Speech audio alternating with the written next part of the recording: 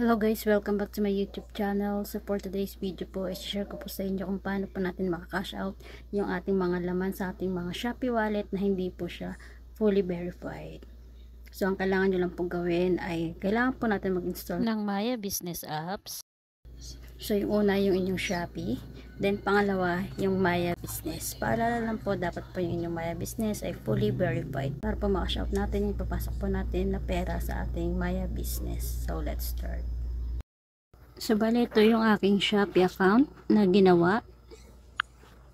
So open natin tong wallet.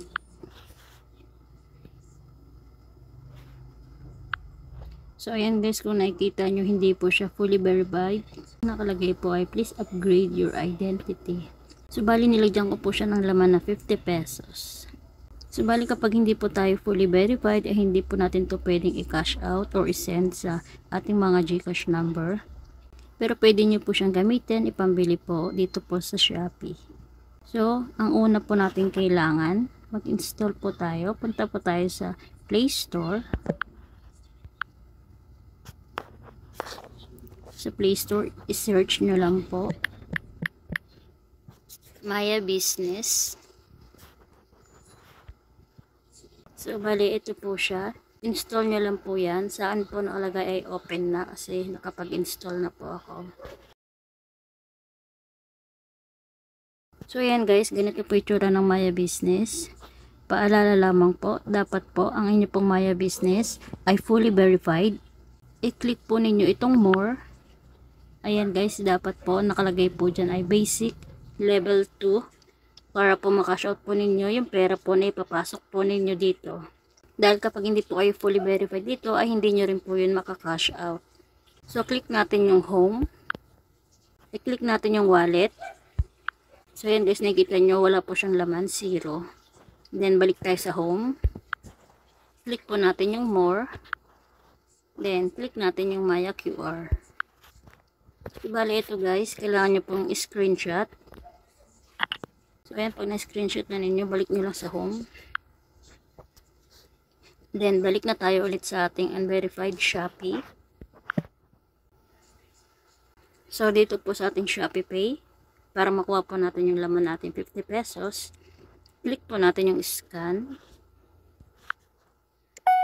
Then i-click po natin itong gallery sa taas. Upload po natin yung ating in-screenshot kanina. Yan, ito yung ating Maya QR. So, check natin. So, ayan, lalabas dyan yung pangalan po na inyong Maya Business. Then, ilagay na po natin yung amount. 50 pesos. So, click natin yung next. So, click natin yung Pay Now. Ayan, enter your Shopee Pay PIN. So, ayan na siya guys, successful. Send na natin yung ating 50 pesos. So, click natin yung OK. So, ayun. So, ayun guys, nawala na yung laman. Naging 0-0 na siya.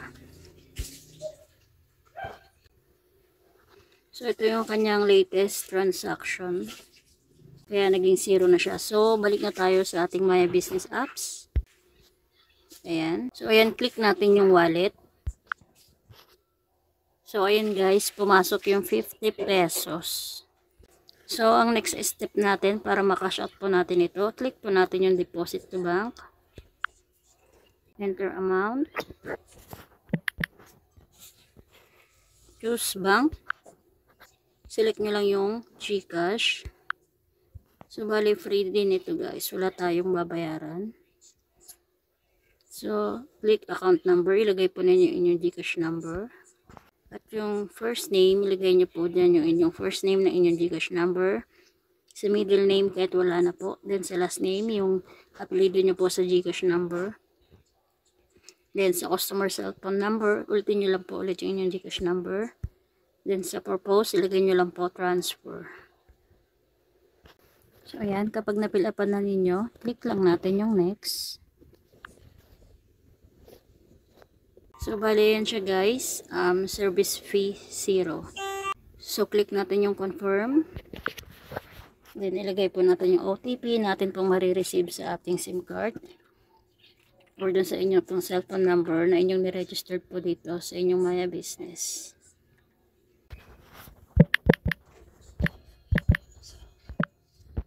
So, click submit.